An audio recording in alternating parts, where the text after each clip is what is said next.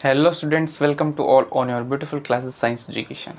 तो आज हम एटॉमिक स्ट्रक्चर के थर्ड लेक्चर में हैं और हमने जो पिछले लेक्चर में एक्सपेरिमेंट को देखा था, पढ़ा था, हमने जो मिशेल फैराडे के बारे में बातें की थी, ठीक है, तो उसका रिजल्ट हम देखेंगे। और जो हमने कैथोड रे का एक्सपेरिमेंट देखा था ना, कि जो कैथोड रे से निगेटिव चार्ज स्टार्ट हो रहा था और एनोड पर जा रहा था, तो वेरी फर्स्ट थिंग जो हम देखेंगे आज के लेक्चर में कि पहले हम उसके रिजल्ट्स को देख लेंगे, ठीक है, कि उसके रिजल्ट्स क्या थे। फिर उसके बाद आज हम देखेंगे सर जे थॉमसन ने क्या कंट्रीब्यूशन किया था इलेक्ट्रॉन्स की डिस्कवरी में, ठीक है। तो सबसे पहले क्या देखेंगे, रिजल्ट्स देखेंगे। जैसे कि मैंने पहले से ही लिख रखा था कि आपका बहुत ज़्यादा टाइम खराब ना हो, तो लिखा है मैंने results of experiment of cathode, ठीक है। लिखने का टाइम बहुत मिलेगा, पहले समझ लीजिए, ठीक है। समझते हैं क्या होता है। हमने कल जो बातें पढ़ी थी उससे ये तो इतनी बात तो पता चल गई थी कि कैथोड रे जो थी वो स्टार्ट हो रही थी from cathode and move towards the anode. वो कैथोड से स्टार्ट होके कहाँ जा रही थी, एनोड की तरफ जा रही थी, पहली चीज, ठीक है। इतनी बात कल हो गई थी, ये सारी बात हो गई थी, बस आपको समझाने के लिए एक बार मैं फिर से बता रहा हूं, ठीक है। The rays themselves are not visible but their behavior can be observed with the help of the certain kind of material which glow with the hit by them। ये क्या कह रहा है पता है, ये कहना सेकेंड स्टेटमेंट जो है, ये कहना ये चाहते हैं कि जो कैथोड से बीम ऑफ पार्टिकल जा रहे थे एनोड की तरफ, वो हमें दिख नहीं रहे थे, विजिबल नहीं थे, पर हमें विजिबल कब हुए, जब वो स्ट्राइक हुए किससे, फ्लोरोसेंट मटेरियल जिंक सल्फाइड से जब वो स्ट्राइक हुए तब जाके हमको विजिबल हुए। तो सेकेंड लाइन ये थी। थर्ड जो हमारा है, in the absence of electrical and magnetic field the behaviour of the cathode रे travel in a straight line. Travel, just a second, travel, यहाँ पे मिस्टेक है, ट्रेवल होगा, travel in a straight line. देखो, जब तक उस कैथोड रे के एक्सपेरिमेंट में बोल ये रहे कि कैथोड रे के एक्सपेरिमेंट में जब तक इलेक्ट्रिकल फील्ड और मैग्नेटिक फील्ड नहीं लगाएंगे तब तक जो बीम ऑफ पार्टिकल जा रही थी वो स्ट्रेट लाइन में जाएगी। आज उसी चीज को हम देखेंगे, मतलब इस चीज को आज हम देखेंगे, ठीक है। ये घबराना नहीं है कि ये चीज तो थी ही नहीं कल के एक्सपेरिमेंट में ना, आज हम इस चीज को देखेंगे, बकायदा देखेंगे। फिर अब देखो, in the presence of electrical and magnetic field the behaviour of cathode ray are similar to that expected negative charge particle, ठीक है, suggesting that the cathode ray consist of negatively charge particle electrons. देखो, ये बोल ये रहे हैं, समझो ध्यान से, जब इलेक्ट्रिकल प्रेजेंट, यहाँ पे प्रेजेंट लिखा है प्लस एंटी प्रेजेंट, मतलब जब हम इलेक्ट्रिकल फील्ड और मैग्नेटिक फील्ड को प्रेजेंट रखेंगे तो क्या होगा, या तो इलेक्ट्रिकल फील्ड या मैग्नेटिक फील्ड को प्रेजेंट रखेंगे तो क्या होगा, हमें डिफ्लेक्शन देखने को मिलेगा, निगेटिव चार्ज का डिफ्लेक्शन देखने को मिलेगा, जिससे हमें ये पता चलेगा कि ये इलेक्ट्रॉन्स है, ठीक है। तो वो चीज आज हम ये सारी चीजें देखेंगे, ये भी देखेंगे, ये भी देखेंगे।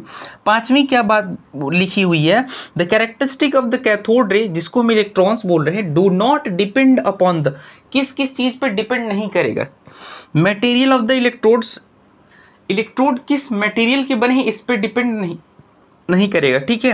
And the nature of the gas present in a cathode ray tube, उस कैथोड रे ट्यूब जो है उसके अंदर कौन सा गैस भरा है उस पर डिपेंड नहीं करेगा। दूसरी चीज किस पर डिपेंड नहीं करेगा, जो इलेक्ट्रोड्स थे उसका मटेरियल क्या है, किस मटेरियल का बना है, उस पर भी डिपेंड नहीं करेगा। समझ गए, तो दो चीज पर डिपेंड नहीं करेगा। तो ये 5 स्टेटमेंट है जो कि तुम्हारे एग्जामिनेशन के पॉइंट ऑफ व्यू से जरूरी है, और कभी कभी इससे बहुत अच्छे क्वेश्चन भी बनाए जा सकते हैं कंपटीशन एग्जाम में। लास्ट कंक्लूजन तुम्हारा क्या है इन सभी चीजों का, thus we can conclude, conclusion है, we can conclude that electrons are basic constituent of all the atoms. मतलब ये बोल रहे हैं, इस एक्सपेरिमेंट और रिजल्ट से ये पता चलता है कि जो इलेक्ट्रॉन है वो बेसिक कंस्टिट्यूएंट्स है। बेसिक मतलब सबसे एज अ यूनिट कंस्टिट्यूएंट है। कंस्टिट्यूएंट मतलब उसके अंदर प्रेजेंट होना, एटम के अंदर, ऑफ ऑल द एटम्स, मतलब एक एटम के अंदर कुछ चीज प्रेजेंट हो रही है। हम लेक्चर को जब हमने स्टार्ट किया था तो हमने यही बताया था कि हम देखेंगे इस बात को कि एटम के अंदर कुछ चीज प्रेजेंट है या नहीं है, पर है, हमें एक्सपेरिमेंट से पता लिया है, तो हमने इलेक्ट्रॉन को बेसिक्स मान लिया उसका, ठीक है। तो इस कंक्लूजन से ये पता चला। मैं उम्मीद करता हूं कि ये बातें आपको, पांचों बातें और ये जो लास्ट कंक्लूजन है आपको बहुत अच्छे से समझ में आया, ठीक है। मैं साइड हो जा रहा हूं, खूब बढ़िया स्क्रीनशॉट ले लीजिए, इसको नोट कर लीजिए अपने नोटबुक में, और हो सके तो इसको माइंड में भी रखिए, ये आपके एग्जाम पॉइंट ऑफ व्यू से बहुत जरूरी है। और सारी चीजें समझी हुई हैं। ये दो लाइनें अगर आपको नहीं समझ में आ रही हैं कि इलेक्ट्रिकल और मैग्नेटिक फील्ड प्रेजेंट होता है नहीं होता है, क्या कैसे होता है, आज अभी वही समझेंगे, ठीक है। तो नोट कर लीजिए, फिर उसके बाद मैं इसको इरेज करके आगे बढ़ता हूं, ठीक है। हो गया होगा आई थिंक, चले आगे बढ़े, ठीक है। आज जो हम देखेंगे, एक ब्रिटिश जो है फिजिसिस्ट थे, फिजिसिस्ट, जैसे बायोलॉजी पढ़ाने वाले को हम बायोलॉजिस्ट बोलते हैं, मतलब पढ़ाने वाले को नहीं, बायोलॉजी की स्टडी करने वाले को, बायोलॉजी की रिसर्च करने वाले को, ठीक है, तो उसको हम क्या बोलते हैं, कोई प्रॉब्लम तो नहीं, ठीक है, उसको हम क्या बोलते हैं, बायोलॉजिस्ट बोलते हैं। वैसे ही फिजिक्स की स्टडी या केमिस्ट्री की स्टडी करने वाले को केमिस्ट बोल देते हैं यार, और जो फिजिक्स की स्टडी कर रहा है उसको क्या बोल देंगे, फिजिसिस्ट बोल देंगे। तो आपकी एनसीईआरटी की एक हेडिंग है मास रेशियो करके, है ना, एक हेडिंग है, वो हेडिंग है charge to mass ratio of electron. तो हेडिंग है चार्ज टू मास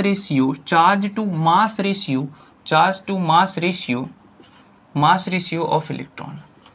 आज हम फुल्ली नहीं पढ़ पाएंगे चार्ज बाय मास रेशियो, पर हाँ हम एक एक चीज को समझते हुए पढ़ेंगे। ध्यान दो, इस चीज को कंसिडरेशन में लाया किसने, कौन थे वो। मैंने अभी एक नाम लिया, जे थॉमसन। इनको बहुत, अगर अच्छे से इनका नाम लिया जाता है तो सर जे थॉमसन बोला जाता है। तो जे थॉमसन 1897 में, इन 1897 जे थॉमसन ने क्या किया था, इसकी स्टडी स्टार्ट की थी, ठीक है। जे थॉमसन ने क्या किया था, इसकी स्टडी स्टार्ट की थी। एक तो बात ये नोट कर लो, दूसरी बात इन्होंने क्या किया, ही used cathode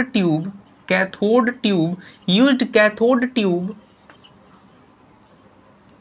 and apply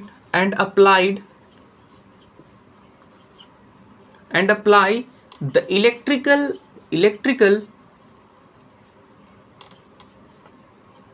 electrical and magnetic field। इन्होंने क्या किया, समझ में आ गया, मैग्नेटिक फील्ड।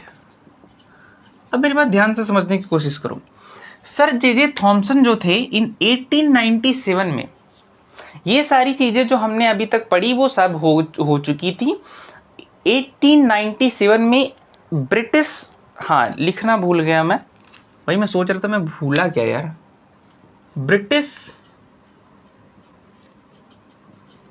फिजिसिस्ट थे, ठीक है। तो ये ब्रिटिश फिजिसिस्ट थे। 1897 में इन्होंने क्या किया, इन्होंने कैथोड ट्यूब को ही लिया, बट उन्होंने क्या किया, अप्लाई किया इलेक्ट्रिकल और मैग्नेटिक फील्ड अप्लाई करके देखा कि क्या इफेक्ट आ रहा है ना। अब केस नंबर पहला लेते हैं। अब देखेंगे कि इन्होंने किया क्या ना, इनके एक्सपेरिमेंट को देखेंगे, ध्यान से समझेंगे। केस नंबर फर्स्ट क्या था यार, केस नंबर फर्स्ट ये था, अब बनाएंगे, ठीक है, बना के चेक करेंगे, देखेंगे। मेरे साथ तुम लोग भी बनाओ यार, ठीक है। क्या बता, एग्जाम में बोल दे बनाने के लिए तो क्या करोगे, इसलिए पहले से ही प्रिपेयर्ड रहो, ये सारी चीजें आती रहनी चाहिए। केस नंबर फर्स्ट ले रहे हैं, ठीक है। देखो मैं तुम्हें बता दे रहा हूं कौन सी चीज क्या है, तुम्हें ये भी बता दे रहा हूं, ठीक है। ध्यान से देखो, ये जो है ये कैथोड है, ये क्या है, ये कैथोड है, ये जो है ये एनोड है, ये जो है ये एनोड है, ये कैथोड है, ये एनोड है, और ये लाइट पार्टिकल्स जो है जा रही हैं। अब देखो, ये वोल्टेज है, ये वोल्टेज है, ठीक है, ये कैथोड है, ये एनोड है, ये वोल्टेज है, और ये क्या है, एक हमने फ्लोरोसेंट मटेरियल बताया था ना तुमको, फ्लोरोसेंट मटेरियल उस जैसा है, मतलब इसी पर ये जो बीम ऑफ लाइट है स्ट्राइक करेगी, तो ये कुछ इसको इस तरह से शेडेड कर दो, ठीक है, फ्लोरोसेंट मटेरियल है यहाँ पे, ठीक है, ZnS जिंक सल्फाइड, यहीं पे आके चमकेगा, है ना, ठीक है जी, मैं बार बार इसको शेड नहीं करूंगा, यह पर ये तुम्हें समझने के लिए यहाँ पे ZnS है, जिंक सल्फाइड। ध्यान दो, हो क्या रहा है, ध्यान से समझो, अब हम वोल्टेज है सब क्या कर रहे हैं, हमने फर्स्ट केस जो लिया है उसमें हम क्या कर रहे हैं, इलेक्ट्रिकल फील्ड अप्लाई कर रहे हैं, अप्लाई, हम क्या कर रहे हैं, फर्स्ट केस में हमने इलेक्ट्रिकल फील्ड अप्लाई कर दिया, क्या अप्लाई किया, इलेक्ट्रिकल फील्ड, परपेंडिकुलरली कर लेंगे, कैसे, परपेंडिकुलरली करेंगे, ऐसे, ये रहा पॉजिटिव, ये रहा निगेटिव। ध्यान दो, हमने जो एक्सपेरिमेंट देखा था उसमें हमने ये देखा था कि कैथोड से जो बीम ऑफ पार्टिकल है वो निकल के किसकी तरफ जा रहा था, एनोड की तरफ जा रहा था, कैथोड से निकल के एनोड की तरफ जा रहा था। ध्यान दो, यहां से यहां भी क्या होगा, कैथोड से निकल के एनोड की तरफ जा रहा है, एनोड में क्या कर रहा है, होल कर दे रहा है, और ये कुछ इस तरह से आगे बढ़ रहा है, ठीक है, जैसे ही, अब ध्यान दो, मैंने तुमको एक चीज बताई थी, ये कैथोड से निकलने वाला पार्ट जो बीम ऑफ पार्टिकल है वो कैसा है, वो निगेटिव है, कैथोड से निकलने वाला जो बीम ऑफ पार्टिकल है वो कैसा है, निगेटिव है, तभी तो वो एनोड की तरफ जा रहा है। तो क्या होगा, यहां ऊपर पॉजिटिव लगा है, ये है निगेटिव, पॉजिटिव क्या करेगा, निगेटिव को अट्रैक्ट करेगा, अपनी तरफ खींच लेगा, तो ये किस तरफ डिफ्लेक्ट हो जाएगा, ये इस तरफ ऐसे डिफ्लेक्शन हो जाएगी इसकी, ये ए पॉइंट मान लेते हैं, ठीक है, ये ए पॉइंट मान लेते हैं। तो क्या हुआ, हमने जैसे ही इलेक्ट्रिक फील्ड लगाया, ये क्या है, ये हमारा इलेक्ट्रिक फील्ड है, इलेक्ट्रिक फील्ड यही ना होता है, ठीक है, तो हमने जैसे ही इलेक्ट्रिक फील्ड अप्लाई किया, हमें डिफ्लेक्शन देखने को मिला, क्या मिला, जब ये इधर से जो बीम ऑफ पार्टिकल आ रही थी इस तरफ, ठीक है, क्या हुआ, जैसे इसने, अब देखो इसको मुड़ तो निगेटिव की साइड पे जाना चाहिए था, डिफ्लेक्ट निगेटिव साइड भी हो जाना चाहिए था, बट मैंने तुम्हें बताया है निगेटिव क्या करेगा, एक दूसरे को रिपेल करेगा, धक्का देगा, वही तो कर रहा है, निगेटिव ने निगेटिव को धक्का दे दिया, पर पॉजिटिव ने निगेटिव को अट्रैक्ट कर लिया, पॉजिटिव ने निगेटिव को अट्रैक्ट कर लिया, डिफ्लेक्शन पॉजिटिव की तरफ हो गया, बट निगेटिव ने निगेटिव को धक्का दे दिया, तो देखो कितना डिस्टेंस बन गया निगेटिव के बीच में, है ना। तो हमेशा ये कॉन्सेप्ट याद रखो कि जो लाइक चार्जेस होंगी वो एक दूसरे को रिपेल करेंगी, जो अनलाइक चार्जेस होंगी एक दूसरे को अट्रैक्ट करेंगी, हमेशा याद रखो, ठीक है। अब इससे क्या पता चलता है, इससे पता ये चलता है नेचर ऑफ कैथोड रे, कैथोड रे का नेचर पता चलता है, वो कैसा है, निगेटिवली चार्ज्ड है, कैसा है, निगेटिवली चार्ज है, समझ गए, इससे ये पता चलता है। चलो ठीक है, केस नंबर 2 लेते हैं, क्या लेते हैं, केस नंबर 2, इसमें हम क्या कर रहे हैं, केस नंबर 2 में, ये पहला केस था जिसमें हमने क्या अप्लाई किया, इलेक्ट्रिक फील्ड अप्लाई किया। अब दूसरे केस में क्या करेंगे यार, मैग्नेटिक फील्ड अप्लाई करके देखते हैं, मैग्नेटिक फील्ड अप्लाई क्या करेंगे, मैग्नेटिक फील्ड अप्लाई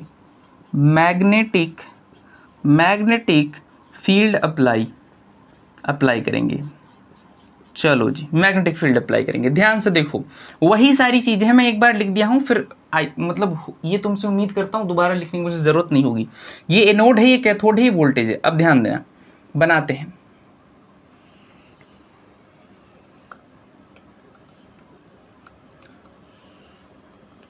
ये एनोड बन गया तुम्हारा, ये छोटा सा कैथोड बन गया, यहां पे तुम्हारा लग गया वोल्टेज, ठीक है, वोल्टेज लग गया, वोल्टेज अप्लाई हो गया। अब देखो ऐसे ही कुछ है,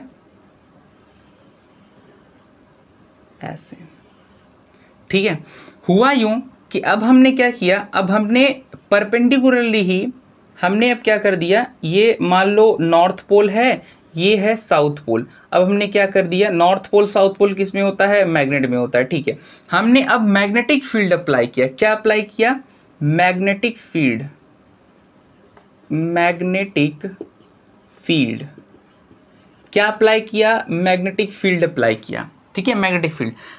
अब हो क्या रहा है, मैग्नेटिक फील्ड जैसे ही अप्लाई किया, इस क्या होता है, जो बीम ऑफ पार्टिकल का जो मास है ना, वो बहुत ज्यादा कम होने के कारण, लाइटर वेट होने के कारण क्या होता है, वो कुछ इस तरह से डिफ्लेक्ट हो जाता है। इसको मान लो सी पॉइंट। अब इससे कंक्लूजन में पता क्या चलता है, नोट करो, इससे पता ये चलता है, ठीक है, मैग्नेटिक फील्ड अप्लाई करने से द मास ऑफ पार्टिकल, क्या पता चलता है, द मास ऑफ पार्टिकल, रुकना, क्या पता चलता है, द मास ऑफ पार्टिकल, क्या पता चलता है, the mass of, the mass, एक मिनट रुकना, mass of particle, mass of particle. और एक चीज लिखो, ठीक है, लाइटर द पार्टिकल, जितना पार्टिकल लाइटर होगा, लाइटर मतलब कम, हल्का, ठीक है, lighter the particle, lighter the particle, particle जितना लाइटर होगा, greater the deflection, greater the deflection, greater the deflection, deflection उतना ज्यादा होगा, ठीक है, उतना ही ज्यादा डिफ्लेक्शन होगा। इस चीज में हमको क्या पता चला था, नेचर ऑफ कैथोड पता चला था जो कि निगेटिव है, और दूसरे वाले में हमको क्या पता चला, मास ऑफ द पार्टिकल के बारे में पता चला। समझ गए, दो एक्सपेरिमेंट किए गए, पहले में हमने इलेक्ट्रिकल फील्ड अप्लाई किया ये, और दूसरे में हमने मैग्नेटिक फील्ड अप्लाई किया। इलेक्ट्रिक फील्ड में क्या हुआ, डिफ्लेक्शन किसकी तरफ हुआ, ये निगेटिव था, पॉजिटिव ने उसको अट्रैक्ट कर लिया, तो हमें पता चल गया कि ये निगेटिव है तभी पॉजिटिव ने अट्रैक्ट किया है, अगर निगेटिव नहीं होता तो पॉजिटिव धक्का दे देता तो इस तरफ आ जाता ना, तो ये पता चल गया। दूसरा, जब हमने मैग्नेटिक फील्ड अप्लाई किया तो हमको क्या पता चला, वेट, जितना मास उसका लाइटर होगा वो उतना ही ज्यादा मतलब डिफ्लेक्ट हो जाएगा नॉर्थ पोल से, ठीक है, समझ गए। तो ये दो एक्सपेरिमेंट समझ में आएगा। मैं साइड हो जा रहा हूं, तुम खूब आराम से इसको नोट कर लो, फिर इसके केस नंबर मतलब तीसरे पर चलते हैं।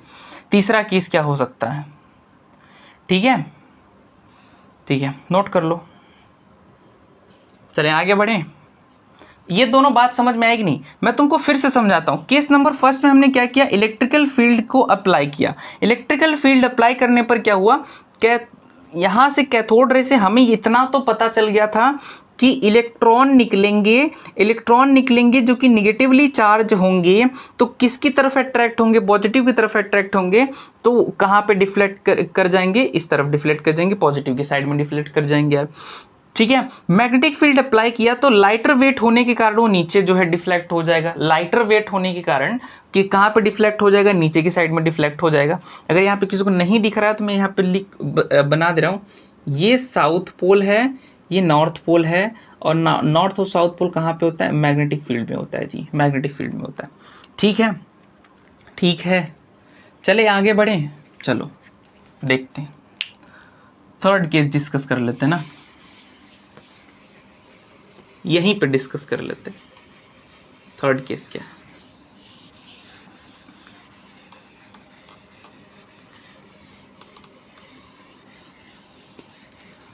लिख लिए, ठीक है। देखो थर्ड केस क्या है, थर्ड केस में ये है कि अब हमने क्या किया,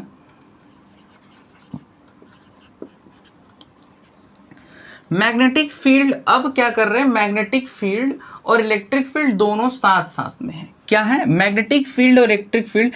ये लास्ट वाला जो डायग्राम बना रहा हूं वो डायग्राम तुमको तुम्हारी बुक में मिलेगा। मैंने क्या किया है, तीन स्टेटमेंट है, तीन तरह से चीजें बताई जा सकती थी, मैंने उसको तीनों को अलग कर दिया है। एक ही तुम्हारे बुक में एक ही जो है डायग्राम दिया हुआ है, ठीक है, उसमें तीनों बातें बता दी गई हैं, पर ऐसे तुम्हें नहीं समझ में आता, इसलिए मैंने तीनों बातों को अलग अलग करके बताया तुम्हें, ताकि तुम्हें समझ में आए। अब देखो ध्यान से, देखो ये तुम्हारा एनोड हो गया, ये तुम्हारा कैथोड हो गया, ठीक है, ये तुम्हारा हो गया वोल्टेज, ठीक है।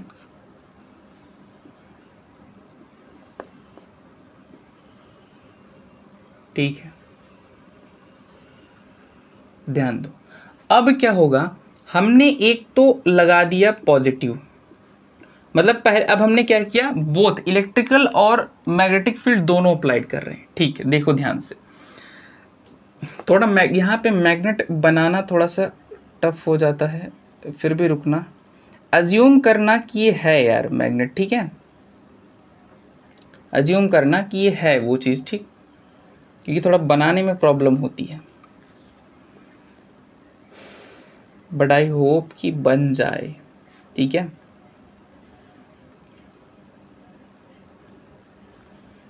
समझ में ही नहीं आता इसको कैसे बनाएं। ये पता है किस तरह रखा जा रहा है मैग्नेट, किस तरीके से रखा जा रहा है, ये नॉर्थ पोल है, ये साउथ पोल है, ठीक है, ये नीचे से रखा जा रहा है इस तरह से, ऐसे, ठीक है। और यहाँ पे हम क्या कर रहे हैं अभी, यहाँ पे इसको थोड़ा सा ऊपर से बनाना था यार, रुकना तो,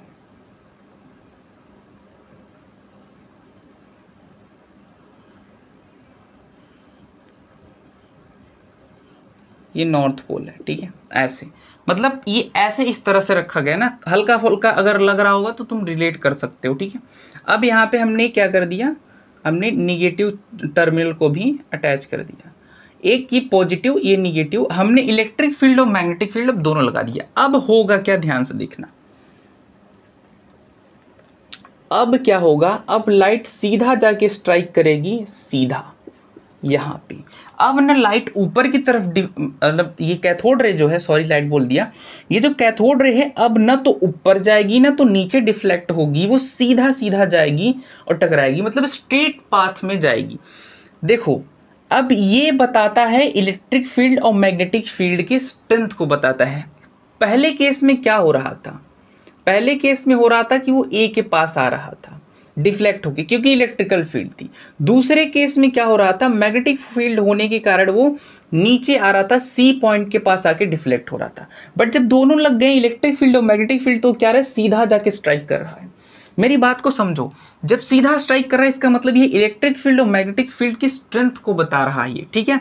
एक स्टेटमेंट एनसीईआरटी लिखती है, यहां पे लिखो, ठीक है, लिखती है strength of the electrical and magnetic field, strength of the electrical and magnetic field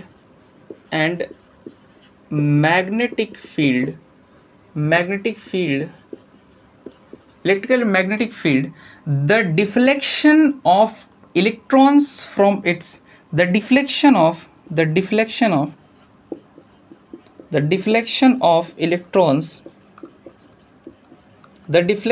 electrons from its original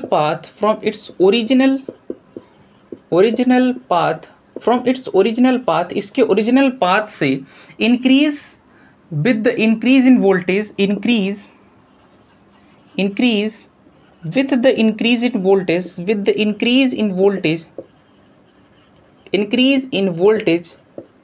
ठीक है, increase in voltage across electrodes,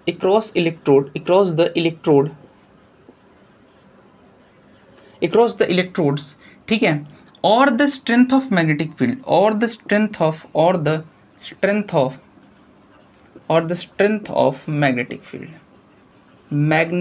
field, और the strength of magnetic field, ठीक है। मतलब ये कहना ये चाहता है कि strength of the electrical and the magnetic field, यहां पे इलेक्ट्रिकल और मैग्नेटिक फील्ड दोनों है, तुमको दिख रहा है, ठीक है।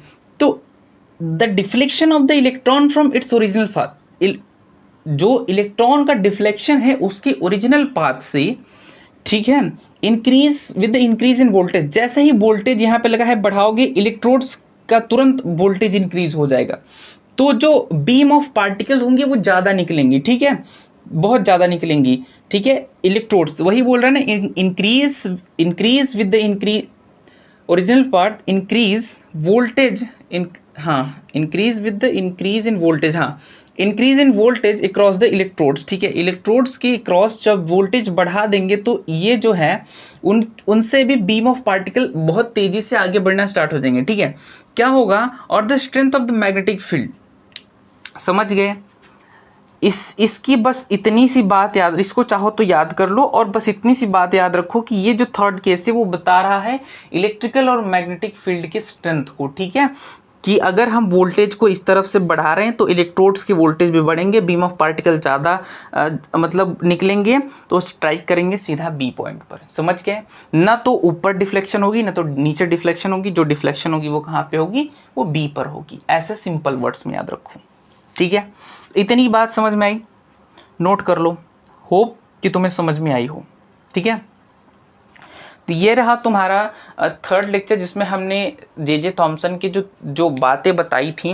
देखो अगर इकट्ठी में बातें बताता मतलब तो नहीं समझ में आता ना, तो मैंने 3 पार्ट में इसको कर दिया, ठीक है, एक इलेक्ट्रिकल फील्ड जब अप्लाई हो रहा है, दूसरा जब अप्लाई हो रहा है मैग्नेटिक फील्ड, तीसरा जब दोनों साथ में है, ठीक है। तो अब हम कल देखेंगे जो इलेक्ट्रॉन बाय मास, जो हमने हेडिंग डाला है मास रेशियो ऑफ इलेक्ट्रॉन के बारे में देखेंगे कल।